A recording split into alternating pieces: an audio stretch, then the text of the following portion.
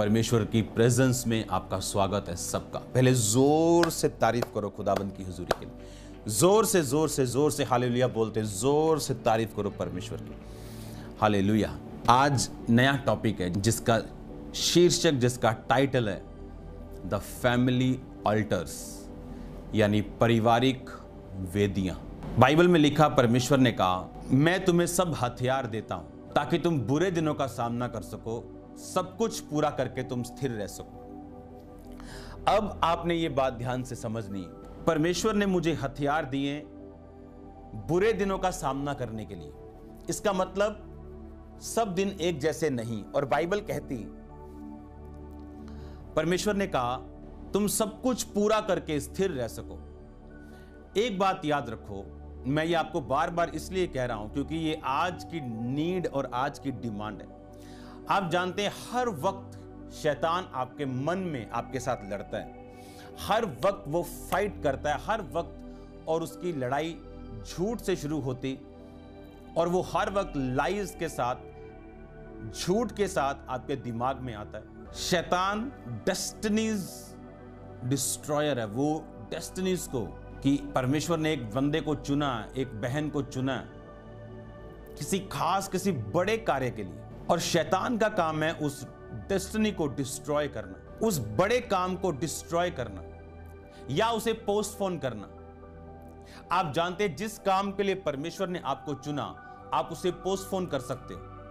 उसे 10 साल, 6 साल, 4 साल, फिर वही काम परमेश्वर आपको करने के लिए बोलेगा 5 साल बाद, जो आपने छोड़ दिया।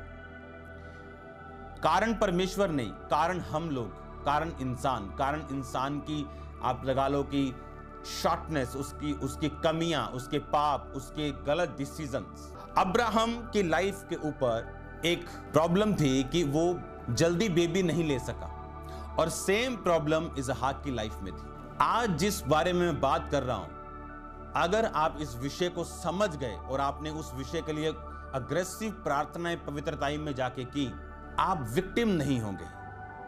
आप जानते हैं अच्छे लोग विक्टिम हो जाते हैं कि एक अच्छा बंदा सड़क पे जा रहा है और उसका एक्सीडेंट हो गया, वो बड़ा अच्छा आदमी था। अच्छे लोग विक्टिम बन जाते हैं अगर वो एक्स्ट्रा केयरफुल नहीं है तो। दाऊद की अगर हम बात करें तो बाइबल कहती, दाऊद एक ऐसा व्यक्ति था जो परमेश्वर के दिल को भा गया था, और परमेश्वर ने उससे कहा था कि मैं तेरी गद्दी को वंशों तक बना के रखूंगा। और अगर आप ध्यान से बाइबल को पढ़ें तो उसकी एक कमी आपको नजर आती, और वो थी औरत। वो औरत उसकी कमी थी। वो बैतशेबा के पाप में पड़ा, वो उसकी कमी थी। परमेश्वर ने उसको माफ कर दिया, लेकिन एक चीज याद रखो, आपका पाप, आपका व्यभिचार परमेश्वर माफ कर सकता है, लेकिन उसके कॉन्सिक्वेंसेस, उसके असर वो कभी माफ नहीं करता। और शैतान भी इस बात को जानता है कि कई पाप वो करवाएगा, लेकिन उसके उद्धार को खत्म नहीं कर पाएगा, क्योंकि वो बंदा तौबा कर लेगा अगर तो, पर उसके कॉन्सिक्वेंसेस, उसकी डेस्टिनी को पोस्टपोन करना, डेस्टिनी को डिस्ट्रॉय करना, प्रथम प्लान से, खुदाबंद के प्लान से हटा के उसको सेकंड बी प्लान में शिफ्ट करना, जहां आशीष भी और श्राप भी। क्योंकि शैतान देखता है अगर वो पूरी तरह से काम नहीं कर सकता तो वो कुछ काम करे, अगर वो कुछ काम नहीं कर पा रहा तो कुछ तो करे, अगर पूरी तरह से कर पा रहा है तो वो ज्यादा खुश है। आज आपको समझना है, अगर आप देखें दाऊद की जिंदगी को, तो बाइबल कहती कि दाऊद की लाइफ में औरत एक प्रॉब्लम थी। आप जानते जब दाऊद बूढ़ा हो गया, और बाइबल कहती उसका शरीर गर्म नहीं रहता था, उसके जो नौकर थे, उसके जो पर्सनल लोग थे, उनको भी ये चीज मालूम थी। देखो, उन्होंने दाऊद को दवाई लाके नहीं दी कि भाई साहब ये पैरासीटामोल खा लो, ये तुलसी की चाय पी लो। उन्होंने दाऊद को लड़की लाके दी। बाइबल कहती वो लड़की कुंवारी थी और देखने में सुंदर थी, और जब वो दाऊद के पास गई और दाऊद ने उसके साथ कुछ गलत नहीं किया, तो उनको मालूम हुआ कि नहीं, दाऊद तो सचमुच में बीमार है। मतलब एक ऐसी कमी दाऊद की लाइफ में थी, और बाइबल कहती वो सेम ऑल्टर, वो सेम वेदी को सुलेमान ने तंग किया, और सुलेमान उसी पाप में गिरा। अगर आप देखें, दाऊद औरत के पाप में गिरा तो सुलेमान भी औरत के पाप में गिरा। और बाइबल कहती है सुलेमान के उस पाप के कारण परमेश्वर ने बहुत सा काम इजराइल में से अपना खत्म किया। और आप देखते हैं परमेश्वर ने फिर वैसे कार्य उनके बच्चों और उनके पोतों की जिंदगी में नहीं किए जो दाऊद और उनकी जिंदगी में किए, सुलेमान की जिंदगी में किए। अगर आप फैमिली वेदी को ना समझे, अगर आप ये नहीं समझे कि कुछ चीजें आपकी फैमिली ऑल्टर से हैं, कुछ चीजें आपकी वेदियों से हैं, कुछ चीजें अगर आप आत्मिक चीजों को नहीं समझे तो विक्टिम बनने में फिर देर नहीं लगती। अगर आज मैं आपको उससे पहले वर्ड पढ़ने के लिए प्रेरित करता हूं, हम न्यायों की पुस्तक 6 की 1 बाब से शुरू करेंगे। तब इजराइलियों ने यहोवा की दृष्टि में बुरा किया, इसलिए यहोवा ने उन्हें मिधानियों के वश में 7 वर्ष तक रखा। मिधानी इजराइलियों पर प्रबल हो गए और मिधानियों के डर के मारे इजराइलियों ने पहाड़ों के गहरे खड्डों, गुफाओं और किलों में अपने निवास बना लिए। जब जब इजराइली बीज बोते तब तब मिधानी और अमालेकी और पूर्वी लोग उनके विरुद्ध चढ़ाई करके अज्जा तक छावनी डाल डालकर भूमि की उपज नष्ट कर डालते थे और इजराइलियों के लिए ना तो भोजन वस्तु, ना भेड़ बकरी और ना गाय बैल और ना गधा छोड़ते थे, क्योंकि वे अपने पशुओं और डेरों को लिए हुए चढ़ाई करते और टिड्डियों के दल के समान बहुत आते थे। उनके ऊंट भी अनगिनत होते थे, वे देश को उजाड़ने के लिए उसमें आया करते थे। मिधानियों के कारण इजराइल बड़ी दुर्दशा में पड़ गया। तब इजराइलियों ने यहोवा की दुहाई दी। तब इजराइलियों ने मिधानियों के कारण यहोवा की दुहाई दी और यहोवा ने इजराइलियों के पास एक नबी भेजा। उसने कहा, इजराइल का परमेश्वर यहोवा यूं कहता है, मैं तुमको मिस्र में से ले आया और दास्तव के घर से निकाल ले आया, और मैं तुमको मिस्रियों के हाथ से, वरन जितने तुम पर अंधेर करते थे उन सबों के हाथ से छुड़ाया। उनको तुम्हारे सामने से बरबस निकालकर तुम्हें देश दे दिया। और मैंने तुमसे कहा, मैं तुम्हारा परमेश्वर यहोवा हूँ। एमोरी लोग जिनके देश में तुम रहते हो, उनके देवताओं का भय ना मानना, परंतु तुमने मेरा कहना नहीं माना। यहोवा का दूत आकर उस बांज वृक्ष के तले बैठ गया, और ओपरा के एबीएजर योहाश का था। उसका पुत्र गिदोन एक दाख रस के कुंड में गेहूं इसलिए झाड़ रहा था कि मिधानियों से छिपा रखे। उसको यहोवा के दूत ने दर्शन देकर कहा, हे शूरवीर सूरमा, यहोवा तेरे संग है। 25 आयत को पढ़ना चाहूंगा। फिर उसी रात को यहोवा ने गिदोन से कहा, अपने पिता का जवान बैल अर्थात दूसरा 7 वर्ष का बैल ले, और बाल की जो वेदी तेरे पिता की है उसे गिरा दे, और जो अशेरा देवी उसके पास है उसे काट डाल। उस दृढ़ स्थान की चोटी की ठहराई हुई रीति से अपने परमेश्वर यहोवा की वेदी बना। तब उस दूसरे बैल को ले और अशेरा की लकड़ी जो तू काट डालेगा जलाकर होम बलि चढ़ा। तब गिदोन ने अपने संग दासों को लेकर यहोवा के वचन के अनुसार किया, परंतु अपने पिता के घराने और नगर के लोगों के डर के मारे वो काम दिन को ना कर सका, इसलिए रात में किया। नगर के लोग सवेरे उठ के क्या देखते हैं कि बाल की वेदी गिरी पड़ी है, उसके पास अशेरा कटी पड़ी है, दूसरा बैल बनाई हुई वेदी पर चढ़ाया गया है। ये एक प्योर डेमोन्स्ट्रेशन है जो आपने पढ़ा। अगर आप अपनी लाइफ में न्यायों 6 बाब पूरा पढ़ लें, आपको सक्सेसफुल होने से कोई रोक नहीं सकता। आपको क्या लगता है बाइबल पुराना नियम हमें आज क्यों दिया गया? अगर हमें पुराने नियम की जरूरत ना होती तो होली स्पिरिट अलाउ ना करता कि हम इसे पढ़ें, हमारे पास सिर्फ नया नियम होता। चेलों के पास नया नियम नहीं था, वो पुराने नियम से परमेश्वर के बारे में प्रचार करते थे। जीसस क्राइस्ट के बारे में जितना जिक्र पुराने नियम में, नए नियम में भी इतना नहीं। ऑलमोस्ट हर पुस्तक में यीशु मसीह का जिक्र है पुराने नियम में, अगर आप ध्यान से पढ़ें तो। अगर आप इसको पढ़ें तो बाइबल कहती इजराइलियों ने यहोवा की दृष्टि में बुरा किया और यहोवा ने उन्हें मिधानियों के वश में कर दिया। और जब दुहाई दी तो उस परमेश्वर का दास नबी आके बोलता है कि तुमने यहोवा की बात को नहीं माना। परमेश्वर ने तुम्हें मिस्र से निकाला, पुरानी जिंदगी से निकाला, बीमारियों से निकाला, पाप से निकाला, लेकिन तुम जब उन देशों में आए तो परमेश्वर ने कहा इन लोगों के साथ दोस्ती मत करना, इनके देवताओं का भय ना मानना। परंतु तुमने ऐसा नहीं किया, तुमने वही देवताओं का भय माना, वही मूर्तियां स्थापित की। अब यहोवा तुम्हारे खिलाफ है। अगर आप ध्यान से बाइबल पढ़ो तो परमेश्वर ने फिर गिदोन को चुना कि तू जाके उस काम को करेगा जो काम मैं तुझसे कहूंगा। जा अपने पिता की खड़ी हुई मूर्ति को गिरा डाल, उस शेरा को काट डाल। अब परमेश्वर ने ऐसा क्यों कहा? क्योंकि परमेश्वर यह जानता था कि मिद्यानियों के साथ लड़के गिदोन कभी फतह नहीं प्राप्त कर सकता जब तक यह अपनी फैमिली की वेदियों को गिराता नहीं। अगर आपकी माता को यूट्रस में प्रॉब्लम है तो उसकी बेटी आज से प्रार्थना करना शुरू करेगी कि मेरे यूट्रस में कभी रसौली ना हो, कभी प्रॉब्लम ना हो। अगर आपके फादर को कैंसर है और आप बिल्कुल स्वस्थ हैं, इसका मतलब यह नहीं कि आपको प्रार्थना की जरूरत नहीं। वो डॉक्टर कहते हैं आपके फादर को शुगर, अच्छा आपको भी शुगर, अगर मैं तो मीठा नहीं खाता हूं, मैं तो बड़ी एक्सरसाइज भी करता हूं, लेकिन आपकी फैमिली में है ना, तो आप में आ गई। क्या हो गया फैमिली में?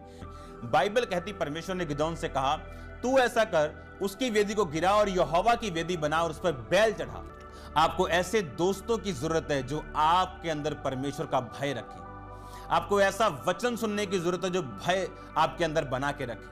आपको वो वचन नहीं चाहिए जो सिर्फ बरकत मिल जाए, आशीष मिल जाए। वो वचन आपके लिए है, बरकतें आशीषें आपके लिए हैं, मिरेकल्स हैं, ताकतें, वो सारी परमेश्वर की आपसे संबंधित हैं। लेकिन आपको वो वर्ड चाहिए जो आपके अंदर डर पैदा कर सके इस वचन के प्रति। आप जानते हैं व्यभिचार करने वाले लोग, आप जानते हैं कि अपनी डेस्टिनी को पोस्टपोन कर लेते हैं, अपनी डेस्टिनी को पोस्टपोन करते हैं। जैसे एक मीटिंग आज होनी पोस्टपोन हो गई अगले साल के लिए, 10 साल के लिए, 4 साल के लिए।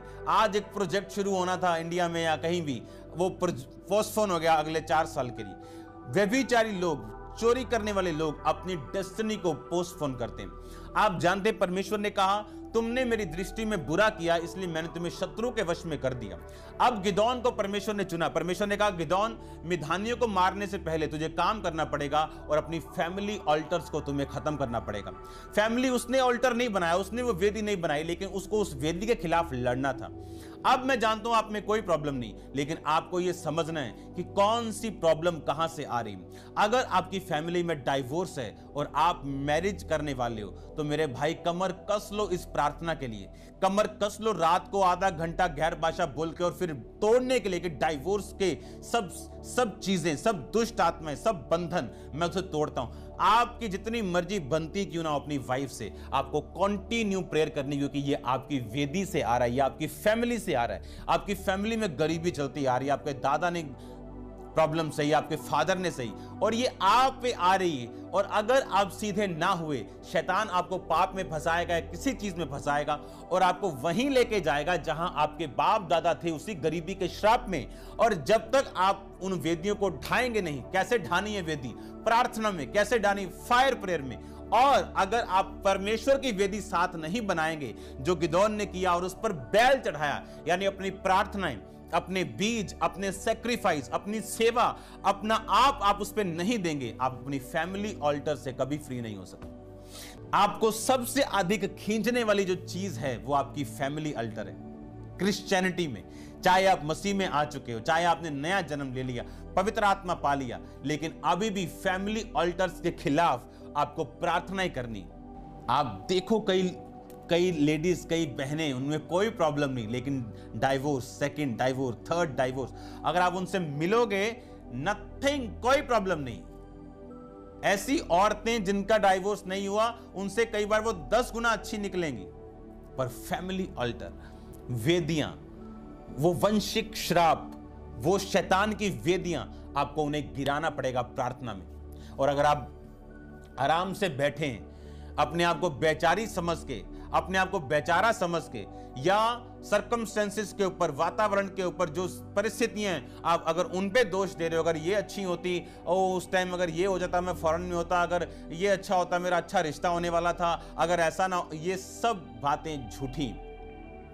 वो वेदियां जो आपके खिलाफ लड़ रही हैं, वो फैमिली के वंश के जनरेशनल कर्स हैं जो आपके खिलाफ लड़ रहे हैं। और अगर आप उनके खिलाफ नहीं लड़ेंगे, अगर आप उनके साथ फाइट नहीं करेंगे, अगर आप उन्हें गिराएंगे नहीं, तो आप विक्टिम होंगे क्रिश्चियन होने के बावजूद भी। आपको देखना आपकी कौन सा ट्रबल आपका किधर से आ रहा है, और शैतान उन ट्रबल्स को आपकी लाइफ पे लागू करने के लिए, उस कर्ज को लागू करने के लिए आपको पाप में लेके जाएगा, आपको व्यभिचार में लेके जाएगा। आप जानते कई लोगों की लाइफ में परमेश्वर सोच चुका है कि मैं इसको एक सर्टेन लेवल पे लेके जाऊंगा, और उसको एक छोटी सी, मान लो कोई काम मिल जाता है, उसके बाप ने कहा ये ले 20,000 रुपया, ये काम करना है, अब उसमें से चोरी हो रही है 100 रुपया 200 रुपया, कौन सा पता चल रहा है। आप शैतान के साथ कॉम्प्रोमाइज कर रहे हो, और जो वेदी उसकी आपके खिलाफ है, आपने उसको तोड़ा नहीं बल्कि शैतान की वेदी पे सैक्रिफाइस किया। और अब आप जानते हैं, आप 10 बार बोल दें सॉरी लॉर्ड, वो असर आपकी लाइफ से जाने वाला नहीं जब तक आप उस पैसों को जो चोरी किए वापस नहीं करेंगे, और उस पाप का कुछ असर भोगेंगे नहीं, और उसके बाद परमेश्वर की वेदी को बनाएंगे साथ साथ, और उस पे अपने बलिदानों को चढ़ाएंगे, तब तक आप फ्री नहीं होंगे। मैं आपको रियल वर्ड दे रहा हूं। अगर कोई चोर है तो वो सॉरी बोल के छूट नहीं सकता जब तक उन पैसों को वापस ना करे। फैमिली अल्टर्स आपको देखना है। अगर आपके बाप का मैरिज के बाहर संबंध रहा है, आपके दादा का, आपकी दादी का, आपके नाना का या नानी का रहा है, आपको प्रार्थनाओं में रहना है। अगर ये आपके वंश में चलता आ रहा है, आपको प्रेयर्स की जरूरत है। इमेजिन करो वही स्पिरिट आपके साथ फाइट करेगी, वो आपकी फैमिली लाइन में, और आपको मालूम होना चाहिए अगर वो व्यभिचार है, आपकी संगति कैसी होनी चाहिए। तो लिखा, शरीर के काम तो प्रकट हैं, ये गलातियों का वचन है 5 उसकी मैं 16 से पढ़ता हूं। पर मैं तुमसे कहता हूं, आत्मा के अनुसार चलो तो शरीर की लालसा किसी रीति से पूरी ना करोगे, क्योंकि शरीर आत्मा के विरोध में, आत्मा शरीर के विरोध में लालसा करता है। ये दोनों एक दूसरे के विरोधी हैं कि जो तुम करना चाहते हो वो ना कर पाओ। यदि तुम आत्मा के चलाए चलते हो तो व्यवस्था के अधीन न रहे। शरीर के काम तो प्रकट हैं, अर्थात व्यभिचार, गंदे काम, लुचपन, मूर्ति पूजा, टोना, बैर, झगड़ा, ईर्ष्या, क्रोध, विरोध, फूट, विधर्म, डाह, मतवालापन, लीला क्रीड़ा और इनके जैसे और काम हैं, जिनके विषय में मैं तुमसे कह देता हूं कि जैसे पहले भी कह चुका हूं कि ये काम करने वाले परमेश्वर के राज्य के वारिस ना होंगे। पर आत्मा का फल प्रेम, आनंद, शांति, धीरज, कृपा, भलाई, विश्वास, नम्रता, संयम, और ऐसे कामों के विरोध में कोई व्यवस्था नहीं। अब मैं आपको खुल के समझाता हूं कि ये काम है क्या। व्यभिचार, यूनानी मतलब पोर्निया, अनैतिक लैंगिक व्यवहार या समागम, अश्लील तस्वीर, चल चरित्र, पुस्तकें को पढ़ना, देखना, मनन करना, इन पे ध्यान लगाना। गंदे काम जो दूसरा था, यूनानी का मतलब आकाशर्सिया, इसका मतलब लैंगिक पाप, बुरे कार्य, पापाचार और मन के विचार और इच्छाएं, कुंवारे लड़के लड़कियों में, या गलत सेल्फ सेक्स करने की आदत, गंदी पिक्चर्स देखने की आदत, गंदी इमेजिनेशन की आदत, लुचपन। तीसरा, यूनानी का मतलब अर्सिलेगिया, अर्थात कामुकता, काम वासना और अपनी इच्छा की पूर्ति के लिए निर्लज्ज हो जाना। बंदे का बंदे के साथ गलत काम करना, औरत का औरत के साथ, चीजों के साथ, लिखा इसको लुचपन बोलते हैं। मूर्ति पूजा, भूतों, व्यक्तियों, खुदी हुई मूर्तों की पूजा करना, किसी व्यक्ति या चीज में आस्था रखना, किसी व्यक्ति वचन को वचन से बराबर या ऊंचा स्थान देना, टोना, जादू, कला जादू, पिशाचों की पूजा करना, बैर, प्रचंड पूर्ण अभिप्राय, कार्य अत्यधिक अरुचि या शत्रुता, झगड़ा, कलह, अपने आप को दूसरों से श्रेष्ठ ठहराना, दूसरों की सफलता से जलन रखना, क्रोध, विस्फोटक गुस्सा रखना, मारना, हथियारों को ले जाना, मार कुटाई करना, स्वार्थपूर्ण अभिलाषा, सत्ता या प्रभाव की खोज में रहना। स्वार्थपूर्ण अभिलाषा, यूनानी का मतलब एरिथिया, यानी सत्ता या प्रभाव की खोज में रहना। फूट डालना, मतभेद पैदा करने वाली चीजें पैदा करना जो वचन के अनुसार नहीं। विधर्म, कलीसिया में स्वार्थी लोगों के दलों का गुटों में विभाजन करना, जिससे कलीसिया की एकता नष्ट होना, उसे विधर्म कहते हैं। यह भी शरीर का काम है। आप जानते हैं बहुत से लोग बहुत से पाप कर रहे हैं अपनी लाइफ में, उन्हें यह नहीं पता कि मेरी लाइफ में सफलता क्यों नहीं, पर आज हो जाएगा। डाह, चिढ़ते और कुड़ते हुए एक व्यक्ति से नाराज होना और उसकी वो चीज को चाहना जिसे आप चाहते हैं। मतवालापन, मानसिक और शारीरिक नियंत्रण को मादक पदार्थों के द्वारा क्षति पहुंचाना और बिगाड़ना। लीला क्रीड़ा, अत्यधिक खाना पिलाना, रंगलरियां मनाना, प्रीति भोज खाना खाना, वहां पे शराब पीना, बियर पीना, वहां पे वाइन पीना, नशीले पदार्थ खाना और यौन क्रीड़ा यानी सेक्स करना, इसे लीला क्रीड़ा बोलते हैं। इसको दोबारा सुनना, कानों में से धुआं निकलेगा आपके, जो मैंने बोला है। लीला क्रीड़ा शुरू करता हूं मैं नीचे से फिर, क्योंकि आपने जो वर्ड पढ़ा गलातियों 5 उसकी 16 से कि व्यभिचार, गंदे काम, मूर्ति पूजा, टोना, बैर, झगड़ा, ईर्ष्या, क्रोध, विरोध, फूट, विधर्म, डा, मतवालापन, लीला क्रीड़ा, इन सबको दोबारा पढ़ेंगे। लीला क्रीड़ा नीचे से शुरू करता हूं। अत्यधिक खाना पिलाना, रंग ललियां मनाना, प्रीति भोज खाना पीना जिसमें शराब हो, जिसमें वाइन हो, जिसमें बियर्स हो, जिसमें नशीले पदार्थ हो और यौन क्रीड़ा यानी सेक्स की बातें हो और सेक्स हो। मतवालापन, मानसिक और शारीरिक नियंत्रण को मादक पदार्थों के द्वारा क्षति पहुंचाना। डाहा, चिढ़ते और कुड़ते हुए एक व्यक्ति से नाराज होना जिसके पास वो चीज है जो आप चाहते हो उसको लेना। विधर्म, कलीसिया में स्वार्थी लोगों का एक गुट जो विभाजन चाहता हो जिससे कलीसिया की एकता नष्ट हो। फूट डालना, मतभेद पैदा करने वाली चीजों को करना, बातों को करना जो वचन के अनुसार नहीं। स्वार्थपूर्ण अभिलाषा, यूनानी का मतलब एरिथिया, सत्ता और प्रभाव की खोज में रहना। क्रोध, विस्फोटक गुस्सा जो मार कुटाई करना, लोगों को मारना कूटना। ईर्ष्या, एक दूसरे की सफलता से जलन रखना।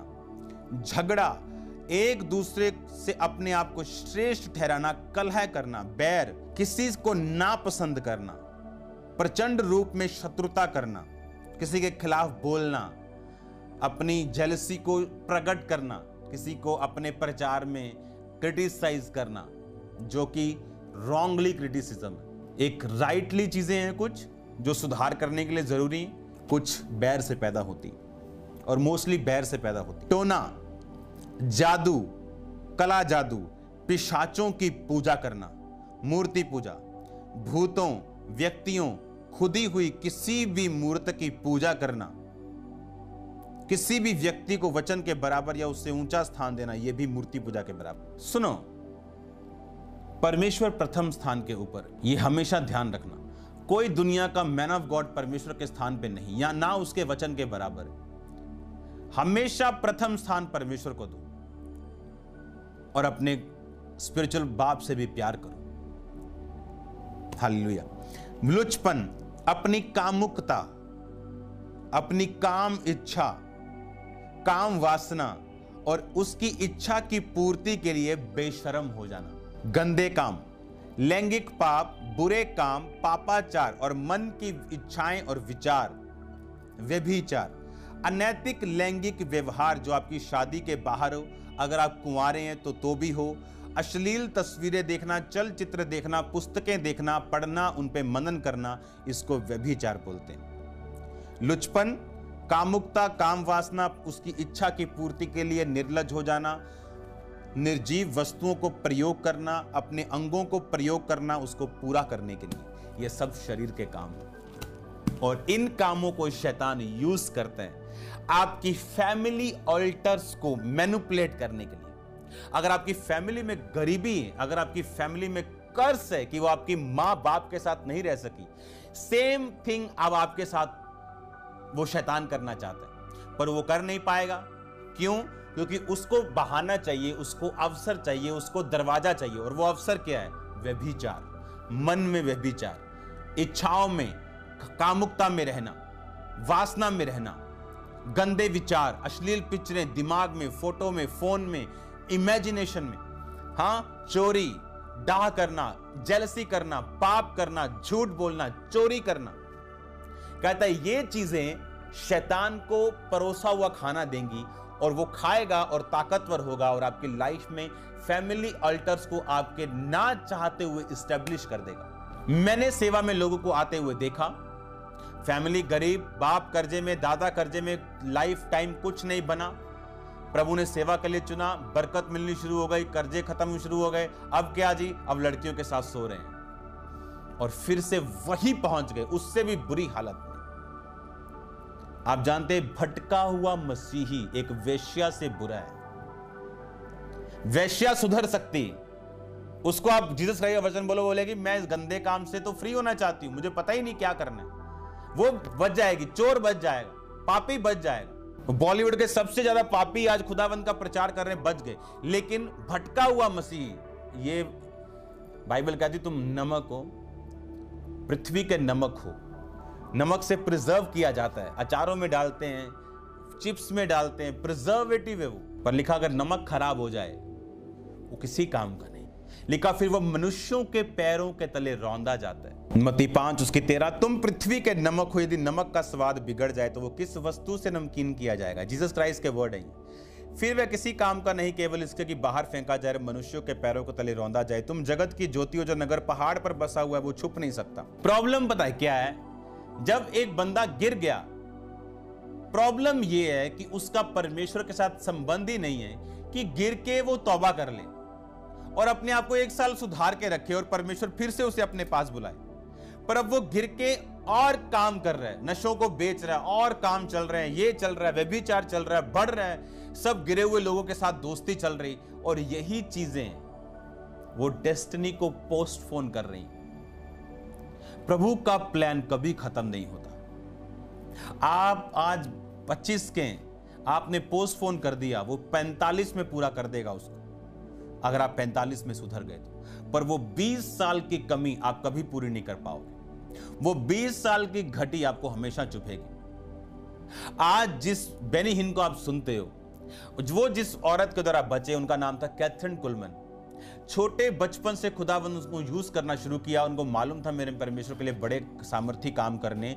अगर आप उनकी पुस्तक को पढ़ो तो उसमें लिखा गया कि उनकी लाइफ में जो लंगड़े चले, अंधे उन्हें देखा, वो उनकी जिंदगी के आखिरी सालों में था सिर्फ, क्योंकि अपनी जवानी में उन्होंने एक ऐसे प्रीचर से शादी की जिसकी जो परमेश्वर नहीं चाहता था।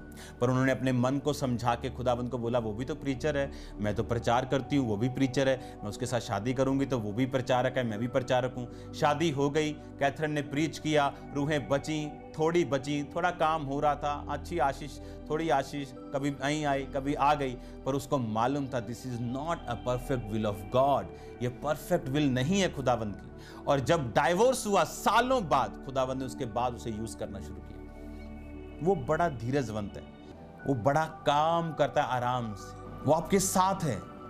आपको ये समझना है, फैमिली अल्टर्स लिखा, अगर नमक खराब हो गया, अगर एक विश्वासी खराब हो गया, उसकी हालत बहुत बुरी होगी। अब अगर मुझे पता है कि फैमिली अल्टर्स पीछा कर रहे हैं, क्यों ना उनके लिए प्रेयर की जाए, क्यों ना उनके लिए उनको तोड़ा जाए फायर प्रेयर में। मैंने कहा मत इंतजार करो कि आपकी माता को यूट्रस प्रॉब्लम है, आपको जब होगी आप तब प्रेयर करेंगी, आपको आज प्रेयर करनी। मत इंतजार करो उस गरीबी को जब फाइट करेगी मैं तब प्रेयर करूंगा। मत इंतजार करो उस बीमारी का जो आपके बाप दादाओं की थी, आप पे आएगी तो आप प्रेयर करेंगे। आपको बड़ा अलर्ट होना, स्पिरिट में वेरी अलर्ट। आपके आसपास क्या स्पिरिचुअल माहौल चल रहा है, क्या चल रहा है आपकी फैमिली में। आपको मान लो परमेश्वर ने चुन लिया, आपकी फैमिली में आपको चुन लिया, आपको आपके द्वारा वो आपकी फैमिली को सेव करना चाहता है। सोचो, इमेजिन करो, अगर 2004 में जब मैं परमेश्वर में आया और 7 में मैं खामरा में मैंने ये सेवा को स्पिरिचुअली इसको स्टार्ट किया और 8 में फिजिकली स्टार्ट किया, तो अगर आप इमेजिन करो उस टाइम अगर मैं व्यभिचार में चला जाता, किसी लड़की के साथ सोता, गलत काम करता, पैसों का गलत यूज करता, आज मेरे फादर बैप्टाइज ना होते, मेरी मदर बैप्टाइज ना होती, पूरी फैमिली को मैंने बैप्टाइज किया। क्यों? एक बंदा परमेश्वर चुनता है एक परिवार से, और शैतान का टारगेट भी वही बंदा है। उसको वो विरोध के जरिए खत्म करने की कोशिश करेगा। अगर वो विरोध के जरिए दब गया, फिनिश हो गया। अगर व्यभिचार के जरिए दब गया, फिनिश हो गया। अब शैतान को पता है कि ये लिंक है, ये एक पॉइंट है, ये एक जरिया, ये एक दरवाजा है, इसको खत्म करो, मैं सक्सेसफुल हूं। अब वो बंदा जो फैमिली से निकला था व्यभिचार में फंस गया। अब सोचो क्या होगा, अब सोचो क्या होगा, अब सोचो शैतान कितना गेम खेलेगा और पूरी फैमिली को डिस्ट्रॉय कर देगा। और लोग बोलेंगे देखो ये मसीह है। वो मसीह नहीं है, वो मसीही था। क्रिश्चियन नहीं है, वो क्रॉस डाला हुआ है तो, नाम अगर सैमसंग है तो वो था, है नहीं, था। आज हो सकता है अगर वो तौबा करे। परमेश्वर ने कहा अपने पिता की इस मूर्ति को गिराना पड़ेगा, तुम्हें वेदियों के साथ फाइट करनी पड़ेगी और मेरी वेदी साथ बनानी पड़ेगी, उस पर बलिदान चढ़ाने पड़ेंगे। अगर आप सीरियस क्रिश्चियन हैं, आपके बीज वेदियों पे होंगे, आपकी प्रार्थनाएं होंगी, और वो बीज नहीं जो आप आराम से निकाल सके, ऐसा बीज जो आपको हिलाए। हमने ऐसी चैरिटी की है जो हिलाए, और परमेश्वर हेवन खोलता है आपके लिए। बाइबल कहती है इजरायली लड़ रहे थे एक राजा के साथ, और राजा ने अपने उस बेटे को जो उसके आगे राजा बनने वाला था, आग में होम बलि कर दिया और इजरायलियों पर प्रकोप हुआ। उसने चढ़ाया अपने देवते को, क्योंकि उसके देवते ने उस खून की बलि के कारण इजरायलियों पर प्रकोप किया। और परमेश्वर इसलिए उस प्रकोप को उसने सफल होने दिया कि इजरायली मंद बुद्धि थे, उन्हें मालूम था कि वो वेदी पे भेंट चढ़ा रहा है और इजरायली बिना भेंट के लड़ रहे थे। सारी उम्र प्रार्थना करोगे लेकिन गरीबी से नहीं छूटेंगे जब तक उस वेदी पे अपने बीजों को नहीं चढ़ाएंगे। इमेजिन करो, परमेश्वर ने बरकत दी, सालों की प्रार्थना के बाद एक गरीब फैमिली से कोई चुना, क्या उसकी फर्स्ट तनख्वाह परमेश्वर को नहीं जानी चाहिए? पर वो भूल चुका है। उसको परमेश्वर ने कहीं भेजा कि तू मेरे काम को सपोर्ट करेगा, तू मेरी सेवकाइयों को सपोर्ट करेगा, पर आज वो टिकटॉक पे है। हाँ, कभी 3 महीने बाद टाइट भेजता है। सोचो आगे क्या होगा। उसने कहा तो थोड़े में वफादार नहीं, तुम्हें ज्यादा कौन देगा? उन्हें शर्म नहीं, वो जो कर रहे हैं, शर्म आनी चाहिए उन्हें। टिकटॉक पे पूरे गानों के साथ क्रिश्चियन लोग भड़क रहे हैं, आपको शर्म आनी चाहिए। आप इन कामों के लिए नहीं बनाए गए।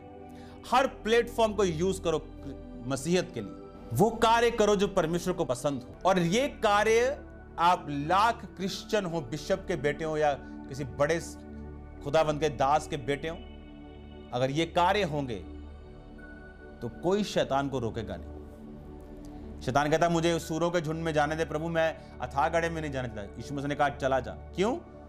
क्योंकि सूअर चराना वचन के खिलाफ था। जहां वचन की खिलाफत होगी, शैतान को वहां जाने का अधिकार, और परमेश्वर कहेंगे जा।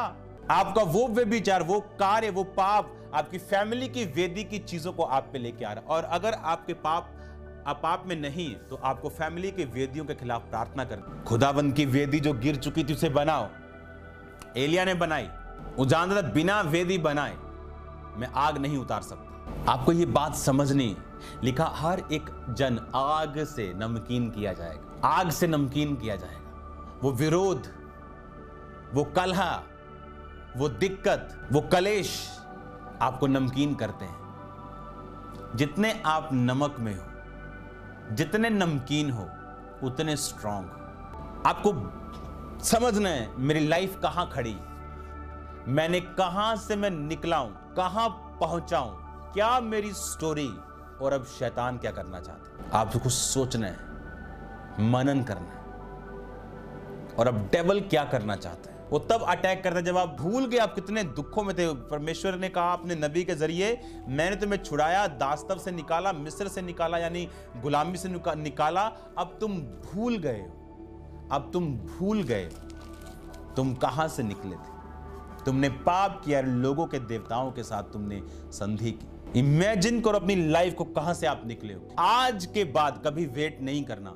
आपको समझना है मेरी फैमिली में क्या चल रहा है, मेरी मदर की फैमिली में, मेरे फादर की फैमिली में, मेरे मदर साइड क्या चल रहा है, मेरे फादर साइड क्या चला है। आपको समझना है। और आपकी लाइफ में जो फोर्सेस काम कर रही है वो किस बेस से, किस ग्राउंड से, किस लीगल ग्राउंड से वो काम कर रही है। शैतान बिना लीगल ग्राउंड के काम नहीं करता है। एक लड़की से दुष्ट आत्मा निकाल रहे थे लोग, और निकाल रहे वो निकली नहीं। और पास्टर पूछ रहा है क्यों नहीं निकल रही तू? कहते मैं निकलना नहीं, क्योंकि मैं इसकी पेटी में रहता हूं। जब पेटी निकाली गई तो उसकी पिक्चर थी शैतानी चीजों के साथ, और वो उसका लीगल ग्राउंड था शैतान का रहने का। आपकी लाइफ में या दुष्ट आत्मा रहता है या परमेश्वर रहता है, या आपकी लाइफ में शैतान की वेदी रहती है या परमेश्वर रहता है। उसने शैतान की गिराई और परमेश्वर की बनाई, क्योंकि जब शैतान की वहां बन चुकी थी तो परमेश्वर की गिर चुकी थी। उसने कहा तुम भूतों का प्याला और परमेश्वर का प्याला इकट्ठे नहीं पी सकते, तुम मेरी आराधना और शैतान की आराधना इकट्ठे नहीं कर सकते, तुम मेरी सेवा और धन की सेवा इकट्ठे नहीं कर सकते। Be aware. शैतान जानता है कैसे कार्य करना है। जो दाऊद के भाइयों की जिंदगी में हुआ वो दाऊद की जिंदगी में हुआ, जब उसने शैतान की बात को सुनकर बैशेबा के साथ पाप किया। आपको अलर्ट रहना है। Be alert, very alert. मैं आपको ब्लेस घोषित करता हूं, आपके परिवार को ब्लेस घोषित करता हूं, आपके फाइनेंस को ब्लेस घोषित करता हूं। मैं जानता हूं आप डिसीजन ले चुके हो कि आप शैतान के जाल में नहीं फंसोगे, और उन अल्टर्स से, उन वेदियों को आप ढा के खुदावंद में आगे बढ़ोगे, ताकि वो अपनी योजना को पोस्टपोन या कैंसिल ना करें। अगर आप उसकी योजना में नहीं हो, आज तौबा करो, अभी तौबा करो। आप देखोगे कैसे खुदा रास्ते खोलता है, और दिनों और महीनों में आप उसकी फिर से योजना में फिट हो जाते हैं। God bless you all. सबको जय मसीह।